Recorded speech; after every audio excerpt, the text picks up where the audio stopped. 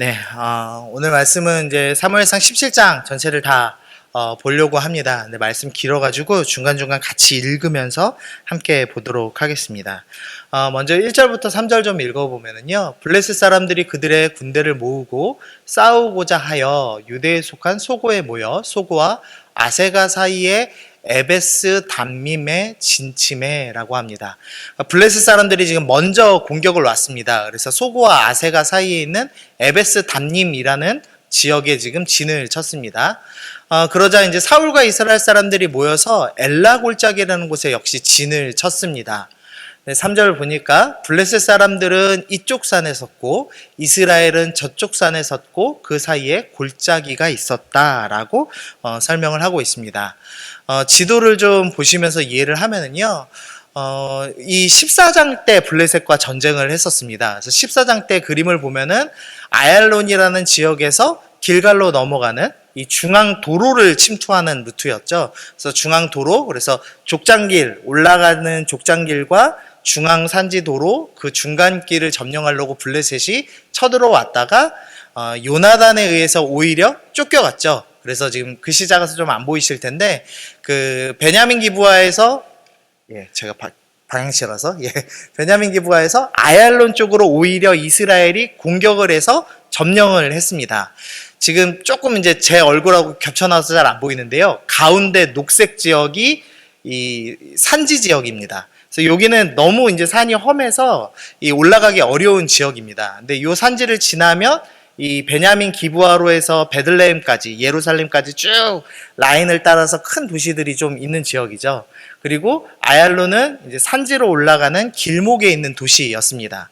그러니까 이 이스라엘은 이 블레셋하고 전쟁하면서 뭐 지키는데 급급했는데 하나님께서 은혜를 주셔서 오히려 이 평지 지역 초반에 있는 지역, 그러니까 산지로 올라오는 길목을 장악하는 일이 14장에서 있었습니다. 그리고 이제 오늘 전쟁은요, 요 아얄론보다 밑에 있는 지역에서 일어날 전쟁입니다.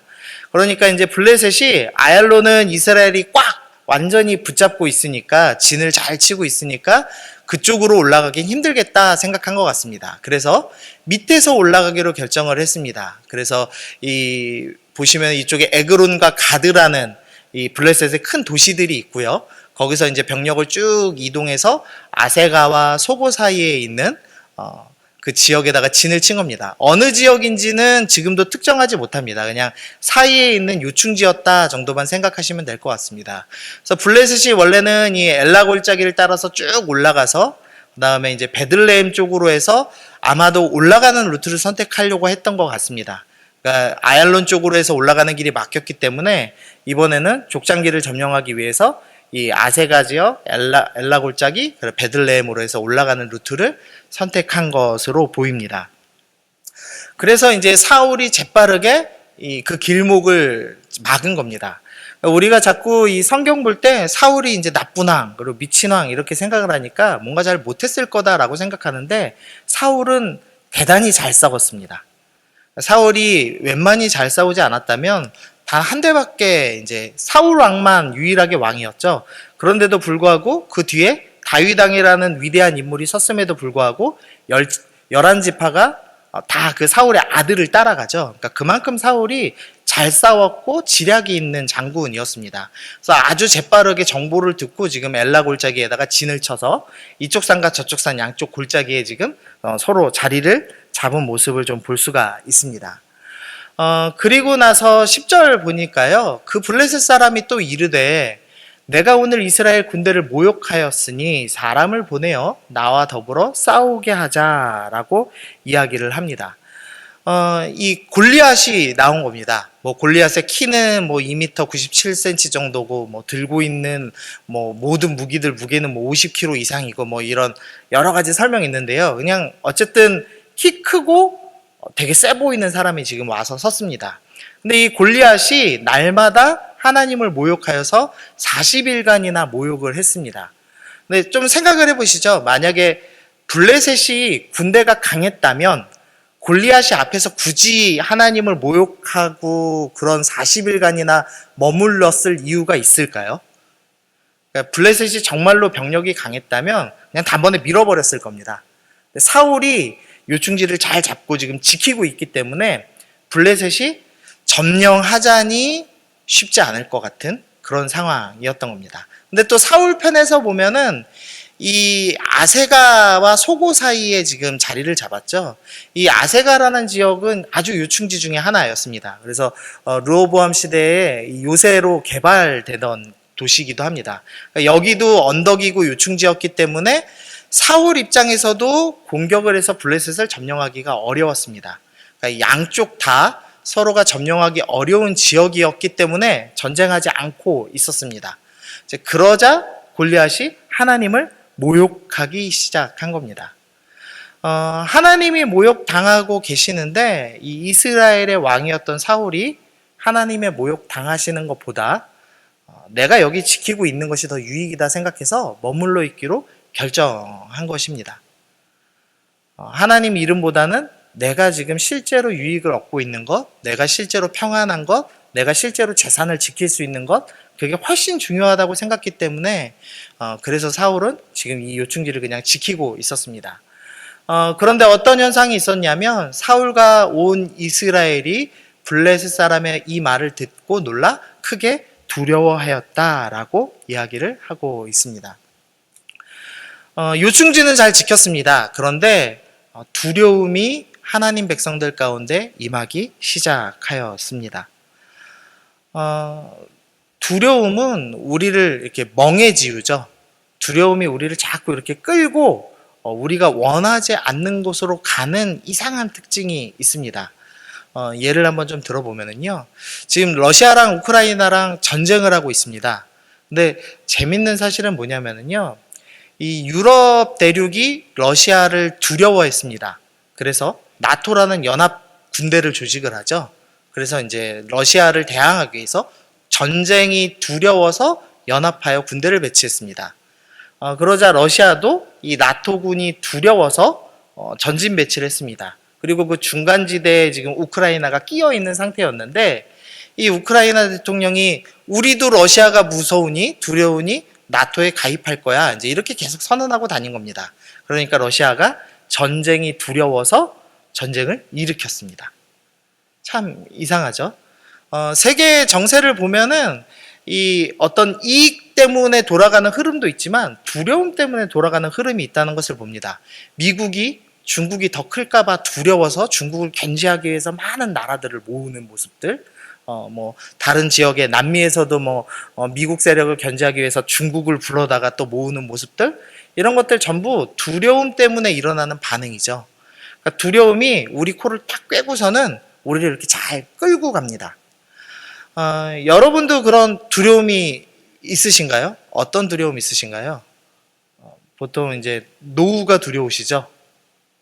내가 몇 살까지 살까? 100세 시대라고 하니까 되게 처음엔 환갑만 해도 잔치 벌렸던 시대가 있는데 90년대만 해도 환갑이면 잔치 벌렸잖아요. 근데 지금은 100세 시대라는 말이 썩 즐겁지가 않죠. 60살이면 은퇴하는데 40년을 돈 없이 버텨야 되니까요. 그게 두렵습니다. 그러니까 믿음이 있는 사람도 어떻게 하냐면 주식하고 땅 투기합니다. 두려움 때문에 일어나는 반응이죠. 또 100세까지 사는데 골골 아프게 100살까지 살면 어쩌나라는 이 건강에 대한 또 두려움이 생기죠. 그러니까 몸에 좋다고 하는 것 있으면 다 먹고 몸에 좋다고 하는 유튜브 있으면 다 찾아봅니다. 그래서 저한테 그렇게 메시지가 와요. 물을 어떻게 먹으면 좋다, 온도는 몇이어야 좋고 여러 가지 나옵니다. 그리고 또 생각해 주시는 분들이 가끔 이렇게 홍삼 좋다고 홍삼도 막 보내주시고 그 건강에 대한 좀 염려가 이제 많이 좀 생겼구나라는 생각을 좀 해봅니다. 그러니까 두려움이 자꾸 우리를 원치 않는 곳으로 끌고 갑니다. 우리가 두려움 때문에 어떤 결정을 하고 어떤 반응을 하게 되는 것을 봅니다.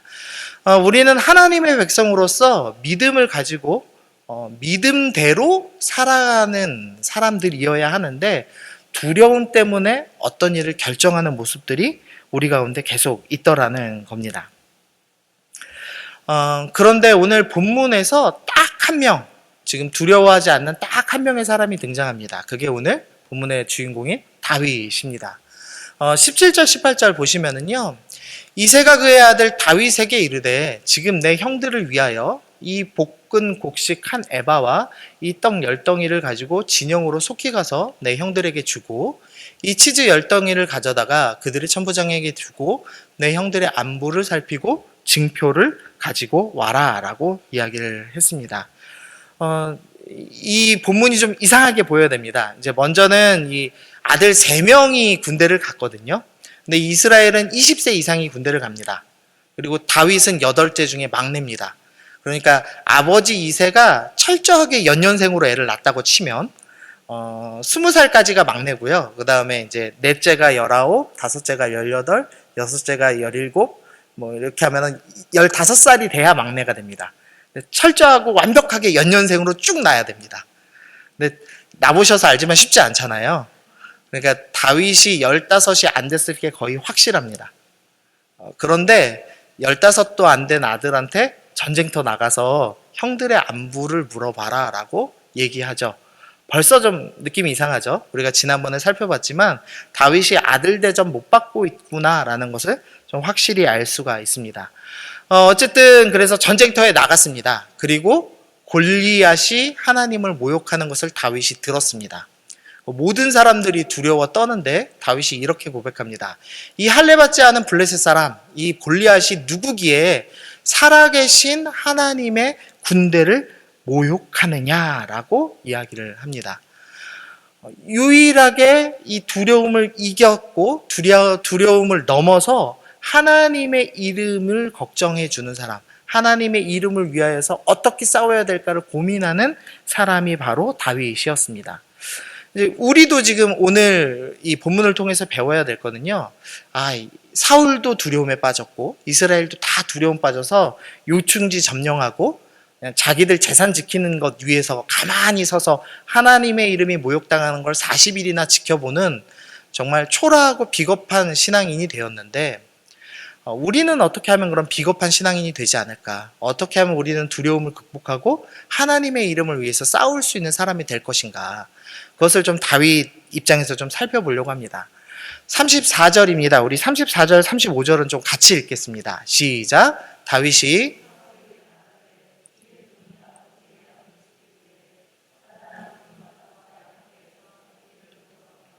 내가 따라가서 그것을 치고 그 입에서 새끼를 건져내었고 그것이 일어나 나를 해하고자 하면 내가 그 수염을 잡고 그것을 쳐 죽였나이다. 아멘. 혹시 그 이솝우화 중에 늑대가 나타났다 뭐 이런 이솝우화 기억나시나요? 이 목동 양치기가 이제 늑대가 나타났다라고 거짓말을 하죠. 그랬더니 이제 마을 사람들이 다 몽댕이 들고 쫓아나와서 이제 늑대한테서 양들을 보호하기 위해 3번이나 뛰쳐나왔는데 다 거짓말이어서 결국에는 진짜 늑대가 나타났는데 외쳤는데 아무도 오지 않았다. 이제 이런 스토리입니다.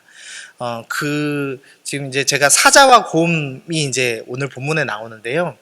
설교 제목을 사자가 나타났다, 곰이 나타났다 하면은 잘 안 하다 하실 것 같아서 그 이솝우화랑 좀 연결하려고 늑대가 나타났다라는 제목을 좀 정해봤는데요.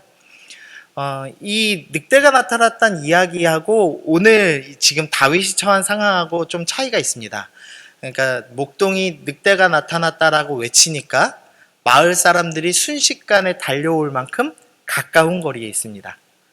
그러니까 어린 목동이 양을 칠 때는 마을 근처에서 친 겁니다. 근데 오늘 본문에서 지금 다윗이 내가 양을 치다가 사자가 곰이 나타났습니다. 그러면 내가 그 곰하고 싸워서 수염 잡고 그 곰 죽였습니다. 라고 고백을 할 때는 최대한 나이를 잡아도 15살이고 그거보다 훨씬 이하입니다. 어린아이인데 외쳐도 누가 올 수 없는 환경인 겁니다. 올 수 있었다면 굳이 싸우지 않았겠죠. 그러니까 이 다윗이 부모의 보호를 그리고 마을 사람의 보호를 절대 받지 못하는 환경에 처해 있었습니다. 이제 다윗 입장에서 이제 제가 좀 상상을 해보는 겁니다. 다윗이 처음으로 이제 양치기를 나갔다고 생각해 보시죠. 부모가 저 먼 쪽 들에 풀이 잘 자라 있으니까 거기까지 양을 몰고 가라. 그러니까 뭣도 모르고 다윗이 이제 몰고 갔을 겁니다. 먼 들은 당연히 맹수들이 나타나죠. 늑대가 나타나고 사자가 나타나고 곰이 나타났을 겁니다. 처음 늑대 곰을 만난 다윗은 어떤 반응을 할까요? 다윗이 위대한 용사여서 하나님이 부어주신 놀라운 주의 영이 있어서 처음부터 곰과 1대1 맞짱 떴을까요? 아닐 겁니다. 분명히 처음은 혼비백산 도망갔을 겁니다. 아마 자기 목숨 하나 건지려고 이렇게 도망갔겠죠. 그랬다가 다시 빈들에 그 장소로 와봤더니 이제 가장 약하고 힘없는 어린 양이 아마 여기저기 찢겨져서 죽은 것을 목격했을 겁니다. 그때 다윗이 무슨 생각을 했을까? 제가 이제 이런 좀 상상을 해봤습니다. 다윗이 저 양의 모습과 내 모습이 똑같다라는 생각을 하지 않았을까라는 생각이 들었습니다. 그러니까 자기를 보호해줄 부모와 마을 사람들이 아무도 자기를 보호해주지 않는 이 비참한 환경 속에 처해 있는데 그 죽은 양도 사실은 자기와 똑같은 처지인 거죠. 가장 약하여서 멀리 가서 결국은 찢긴 거죠. 근데 그걸 보면서 다윗이 내 인생은 너무 비참해. 나는 부모에게 사랑받지도 못했어. 나는 앞으로도 평생 이렇게 양치기 하면서 살아야 돼. 나는 살 가치가 없나 봐. 이렇게 절망하지 않았습니다. 다윗이 어떤 결정을 했냐면 목자답게 양을 지키겠노라 라고 결정을 하였습니다. 하나님께서 나에게 이유는 모르지만 너무 힘든 일이지만 사랑받지 못하여도 목자라는 사명을 주셨으니 난 이 사명 제대로 해보겠다라는 결심을 했습니다. 그래서 그때부터 어떤 일을 했냐면 돌 던지는 연습을 시작을 했습니다. 그리고 하나님을 열심히 믿으면서 또 하프를 치고 수금을 타며 또 주님을 찬양을 했죠. 주님 찬양하고 잘 믿고 충성하면은 이 사자와 곰 같은 고난이 좀 덜 찾아와야 되는데 끊임없이 찾아오는 겁니다. 그리고 끊임없이 싸워야 되는 고통스러운 현장 속에 있었습니다. 심지어 다윗이 왕으로 기름받은 뒤에도 이 맹수들은 여전히 찾아왔습니다. 그러니까 우리가 예수님 잘 믿겠노라 결심하고 내가 이전에 정말 힘든 과거를 살았습니다. 그러나 내가 주님 포기하지 않고 다윗처럼 정말 충성하면서 잘 살아보겠습니다. 작은 사명이라도 열심히 해보겠습니다. 결심했습니다. 그렇게 충성해서 사는데 고난이 멈추지를 않는 겁니다. 고난이 계속되는 겁니다. 근데 그게 어린아이가 감당할 수 없는 어려움으로 그런 엄청난 큰 고난이 연속으로 계속해서 반복적으로 찾아오고 있는 겁니다.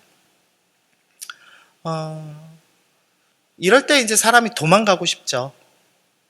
포기하고 싶죠. 근데 다윗이 포기하지 않았습니다. 끝까지 하나님을 신뢰했습니다. 오늘 우리가 읽은 본문처럼 나는 만군의 여호와의 이름을 의지하여 싸우겠노라 라고 결정하였습니다. 그러면서 다윗이 자기도 모르게 연습되는 게 있었습니다. 그러니까 다윗은 지금 나는 돌팔매질을 연습해, 나는 양치기를 잘하는 걸 연습해 라고 아주 작은 일을 연습하는 것처럼 생각이 됐는데 다윗이 하고 있는 진짜 훈련은 돌팔매질이 아니라 두려움을 이기는 훈련이었습니다. 두려움을 이기고 하나님을 의지하는 훈련이었습니다. 반복되는 고난이 찾아올지라도 넘어지지 않고 포기하지 않고 하나님을 의지하는 훈련을 지금 하고 있었던 겁니다. 그리고 다윗이 전혀 그 미래를 알지 못했지만 이것이 키 큰 골리앗을 유일하게 이길 수 있는 방법, 빠른 몸을 가지고 돌팔매질로 골리앗의 머리를 노리는 것이 그 무장을 하고 있는 이 3m의 거인을 이길 수 있는 유일한 방법이었습니다. 근데 다윗은 자기도 모르게 지금 그 훈련을 하고 있었던 겁니다. 우리가 반복적으로 찾아오는 고난을 어떻게 이해할 것인가? 확실한 것 중에 하나는 하나님께서 우리를 훈련시키시기 위함이라는 겁니다. 특별히 어떤 훈련이냐면 두려움을 극복하고 하나님 믿는 사람답게 싸울 수 있는 훈련. 우리가 전투하는 교회에 대해서 지금 요한계시록 통해서 배우고 있는데요. 우리가 하나님의 군인이 되는, 군사가 되는 훈련을 주님께서 반복되는 훈련을 통해서 시키고 계시더라는 겁니다. 그래서 이제 다윗이 잘 훈련됐습니다. 그리고 다윗은 몰랐지만 이제는 싸울 만한 때가 되어서 전쟁터에 나왔습니다. 그러자 이제 두 명의 회방꾼이 등장하는데요. 먼저는 28절에 큰형 엘리압이 등장합니다. 다윗에게 노를 바라며 큰형 엘리압이 이제 화를 냅니다. 이르되 내가 어찌하여 이리로 내려왔느냐? 들에 있는 양들을 누구에게 맡겼느냐? 나는 내 교만함과 내 마음의 완악함을 아노니 내가 전쟁을 구경하러 왔노라. 엘리압이 이야기하는 겁니다. 너의 과거를 내가 잘 안다. 너는 정말 미천한 목동에 불과하다. 너 양치기나 똑바로 해라. 너는 교만한 녀석이다. 라고 하면서 너 과거를 내가 잘 알고 있다. 라고 속삭이고 있는 겁니다. 우리가 하나님의 군인으로서 잘 훈련받고 있을 때 사탄이 우리에게 주는 속임이 있습니다. 너 과거에 어땠는지 내가 다 알아. 라고 속이는 겁니다. 네가 지금 이렇게 좀 훈련받고 좀 괜찮아 보이고 좀 덜 두려워 보이고 네가 만군의 여호와의 이름으로 전능하신 하나님 이름으로 기도 조금 할 수 있다고 네가 뭔가 할 수 있을 거라고 생각하니 너 과거에 어땠는지 내가 잘 알아. 라고 과거의 일을 꼬드겨서 속이는 겁니다. 다윗이 이 형 엘리압의 말에 무너졌을 수도 있습니다. 그런데 다윗은 이 훈련이 잘 돼 있었죠. 그래서 이겨냈습니다. 그러자 이번에는 이제 두 번째 방해꾼인 사울이 등장합니다. 사울이 자기 군복을 다윗에게 입히고 노투구를 그의 머리에 씌우고 또 그에게 갑옷을 입혀 주었습니다. 사울이 너는 약해서 너의 현재 모습은 아직은 골리앗과 싸우기 너무 부족하다. 그래서 너에게는 노투구가 필요하다, 갑옷이 필요하다, 좋은 칼이 필요하다 라고 이야기하면서 갑옷을 입히기 시작했습니다. 너는 현재 모습이 미약하다. 너는 아직 부족하다. 너는 아직 싸울 수 없는 존재이다. 그러니 더 준비하고 싸워야 한다라고 또 속이고 있는 겁니다. 사탄이 우리를 향해서 계속 속입니다. 너 아직 부족해. 너 과거에 이렇게 부족했고 현재도 이렇게 부족해. 그래서 더 많이 뭔가를 해야 돼 라고 이야기를 합니다. 이게 청년들 예화라 맞을지 모르겠는데요. 제가 이제 게임을 예전에 좀 했습니다. 혹시 여기서 게임 해보셨나요? RPG 게임 같은 거? 그 싸울 때 막 물약도 먹고 좋은 갑옷 입어야 그 끝판왕하고 잘 싸우고 이런 게임들이 있습니다. 뭐 메이플 스토리 뭐 이런 거 있거든요.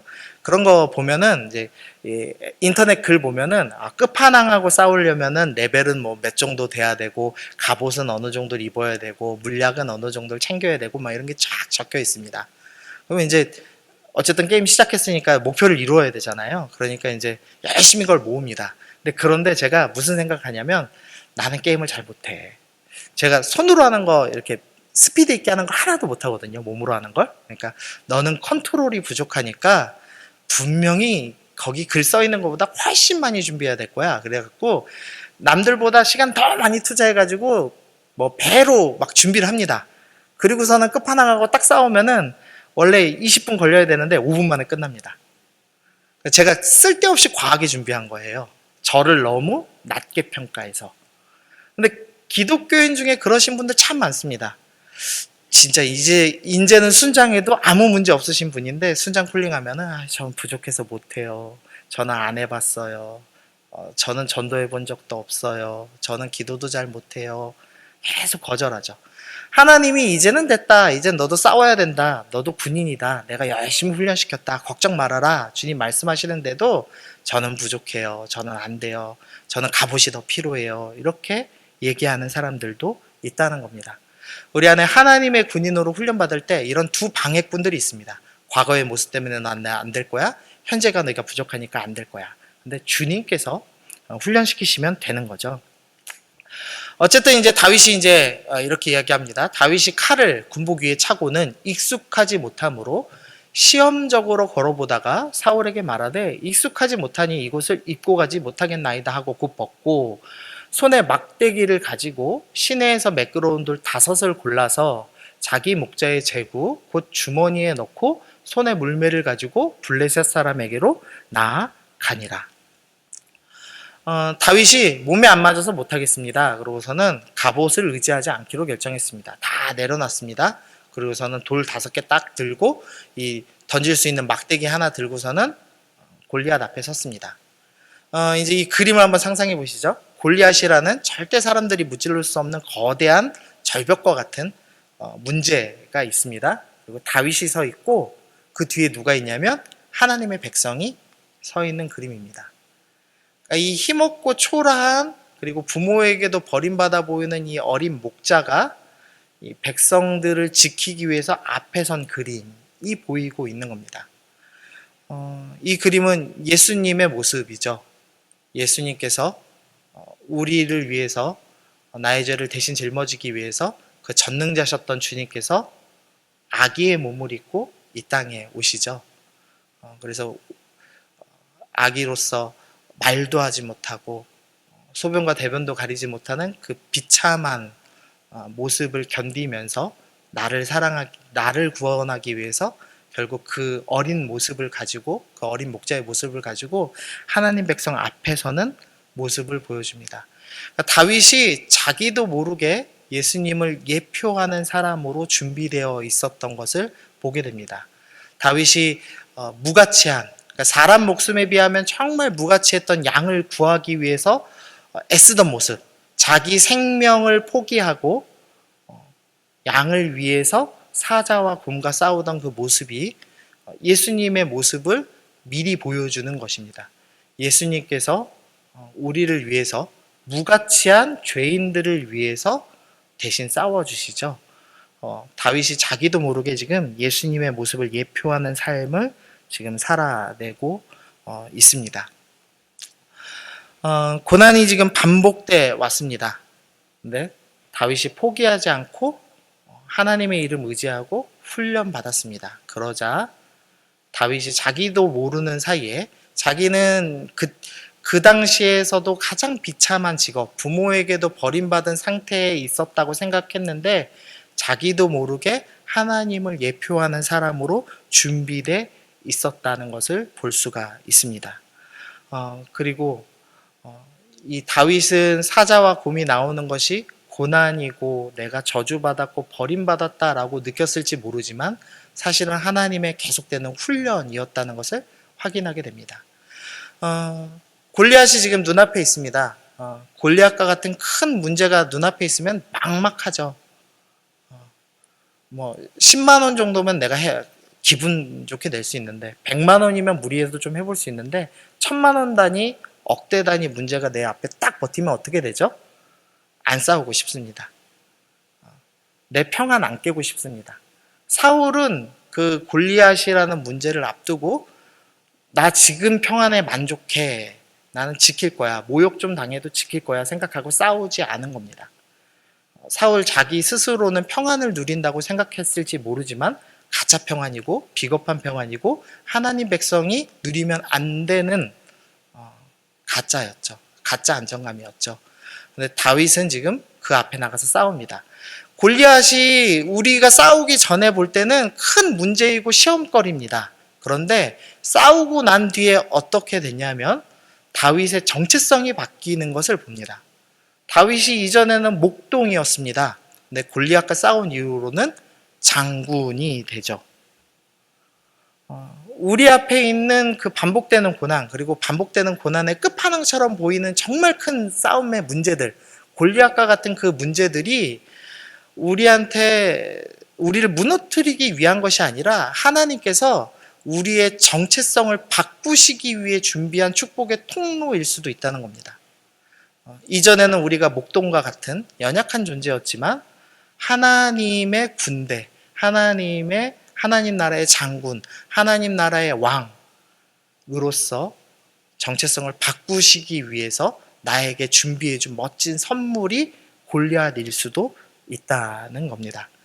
그래서 우리가 오늘 이 말씀 좀 기억하시면서 하나님, 내가 지금 고난을 어떻게 다루고 있습니까? 주님, 내가 사자와 곰은커녕 강아지만 나와도 무서워서 도망가고 있는데 내가 한번 부딪혀 보겠습니다. 이 두려움 이겨내 보겠습니다. 내 눈앞에 지금 골리앗과 같은 어려운 믿음의 싸움이 있는데 이거 주님께서 나를 하나님의 군대로 바꾸시는, 정체성 바꾸시는 축복인 줄 믿고 내가 한번 싸워보겠습니다. 그렇게 결정하시는 여러분들 되셨으면 좋겠습니다. 마지막인데요. 사실 이 본문은 계속해서 사울과 다윗을 비교하고 있습니다. 좀 이제 사울 인생 좀 이렇게 기억을 다시 해보시면요. 사울은 큰 키를 갖고 있습니다. 그러니까 골리앗과 1대1로 싸울 만한 키가 있는 사람이었습니다.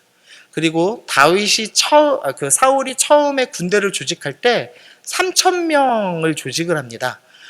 상비군 3,000명을 조직했는데요. 3,000명이 매일같이 먹고 그들에게 월급을 줘야 합니다. 근데 사울이 그것을 줬기 때문에 3,000명이 유지되는 겁니다.